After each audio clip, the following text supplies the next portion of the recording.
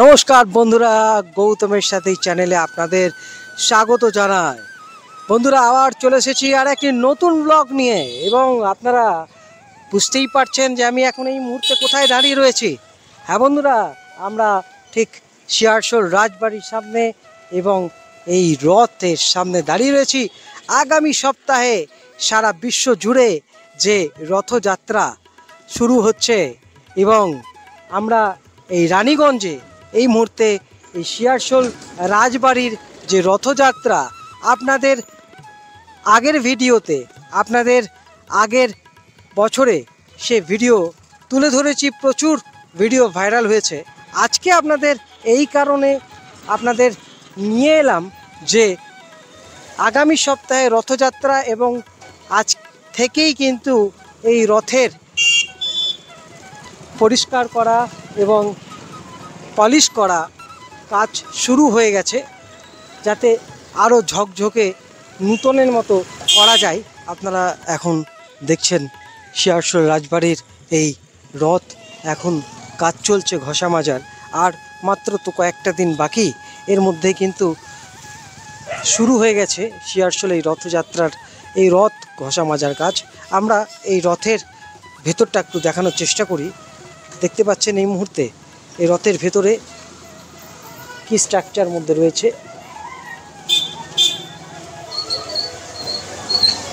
এবং আপনারা সবাই জানেন এই শিয়ারশোলের এই রথের ইতিহাস। আপনাদের আগের ভিডিওতে আমি দেখিয়েছিলাম এই রথের ইতিহাস। তোমরা কবে থেকে কাজ শুরু করেছো? কাল থেকে শুরু হয়েছে। কি কি কাজ চলছে এখন? এখন ওই উপরে চলছে, উপরে চলছে এখন। আচ্ছা, কি কি কাজ হচ্ছে এখন? ওই মাঝামাঝি চলছে।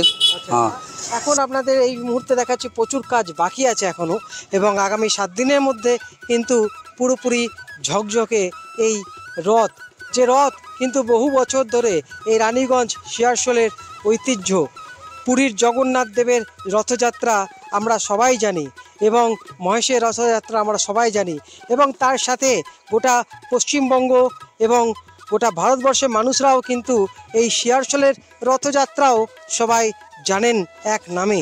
এবং এখন আমরা সরাসরি কথা বলবো এই রথকে নিয়ে, এই রথের ইতিহাসকে নিয়ে আমাদের বিশিষ্ট গবেষক, শিক্ষক গুণময় ফৌজদার। চলুন তার সঙ্গে কথা বলি, দেখতে থাকুন গৌতমের সাথে। আগামী 7 তারিখে রথযাত্রা। শিল্পাঞ্চলের এই শিল্পভূমি রানীগঞ্জের শিয়ারশোলের রথ এবং তাকে নিয়ে মেলা এই অঞ্চলের একটি জনপ্রিয় এবং জগৎ বিখ্যাত। শিয়ারশোলের এই রথটি শতাব্দী প্রাচীন। এটি 1877 সালে সূচনা হয়েছিল কাঠের রথ দিয়ে। এটি হরসুন্দরী দেবী অর্থাৎ পণ্ডিত গোবিন্দপ্রসাদ পণ্ডিতের সুযোগ্যা কন্যা হরসুন্দরী দেবী এবং তার ছেলে এটি প্রচলন করেছিল। তার নাম ছিল প্রমথনাথ মালিয়া। তিনি কাঠের রথটি প্রচলন করেছিলেন। কাঠের রথটি কিছুদিন চলার পর সেটি আগুনে পুড়ে যায়। তারপর 1923 সালে বর্তমানের এই পিতলের রথটি প্রচলিত হয়। আমরা দেখেছি এই পিতলের রথটির গায়ে উৎকীর্ণ করা ছিল যে পথটি, এই রথটি যারা তৈরি করেছিলেন তাদের নাম শ্রী প্রসাদ চন্দ্র দাস। তাদের ঠিকানা ছিল 357-1 আপার চিতপুর রোড, কলকাতা।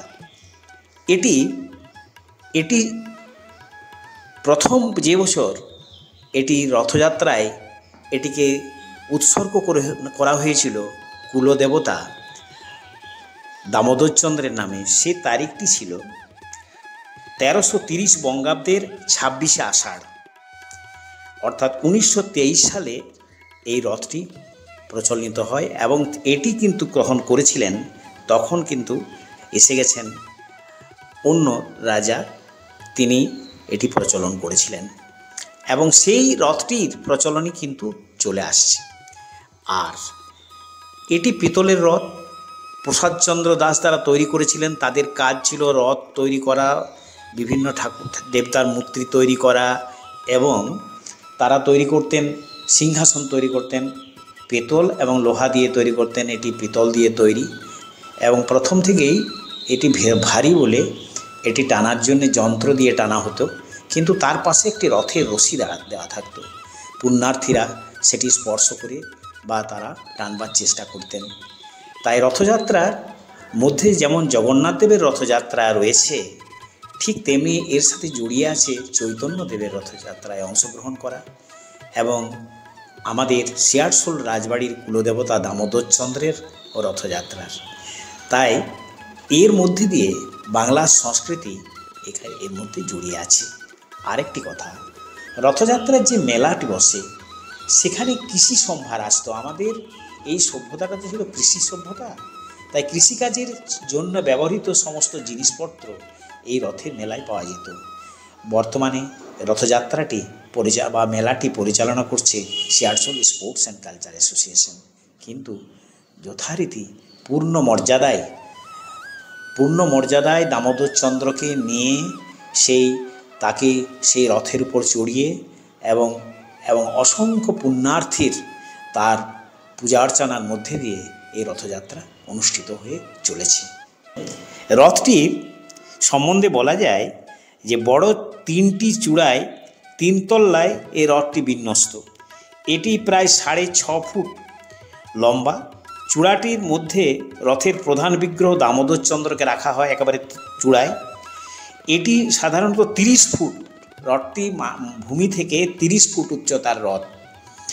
শেষের চূড়ার অংশটি হচ্ছে 6.5 ফুট, যে চূড়াটির মধ্যেই কুলদেবতা ওই দামোদর চন্দ্রকে বসানো হয়। এই রথের মধ্যে অসংখ্য দেবদেবীর ছবি বললে মনে হবে মূর্তি লাগানো আছে। 100-এরও বেশি দেবদেবীর মূর্তি লাগানো আছে।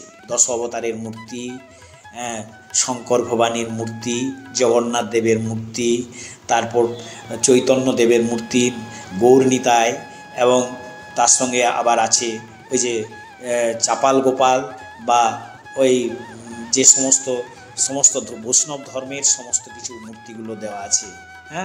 এর মধ্যে অসংখ্য মূর্তি দিয়ে আছে। এটি একটি অসামান্য নান্দনিক শিল্প। এটি যদি ভালো করে লক্ষ্য করা যায় তাহলে এর মধ্যে কিন্তু অনেক কিছুই লক্ষ্য করা যায়। রথটির ওজন সম্বন্ধে অনেকেই অনেক কথা বলেন যে রথটি অন্তত কেউ বলেন এটি অন্তত 4 টন 5 টন ওজন।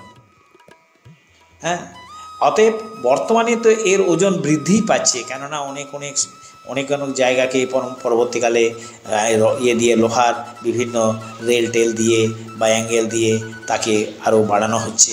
তার চাকাও লাগানো আছে, শোনা যায় যে 8টি চাকা লাগানো আছে। সেই 8টি চাকাকে সেগুলিও লোহার চাকা এবং দীর্ঘদিন ধরে এগুলি কিন্তু এখনও চলছে। জানি না এটি কতদিন, এটি যদি রক্ষণাবেক্ষণ করা হতো, অর্থাৎ খোলা আকাশের নিচে যদি না থাকতো, এটি কিন্তু আরও অনেক দিন থাকতো। অনেক পাত তামার বা পেতলের পাত ঝরে পড়ে যাচ্ছে, কেটে দিচ্ছে, তাই এটি রক্ষণাবেক্ষণের দরকার। আপনাদের দেখালাম এই রথ নতুন করে ঝকঝকে হতে চলেছে।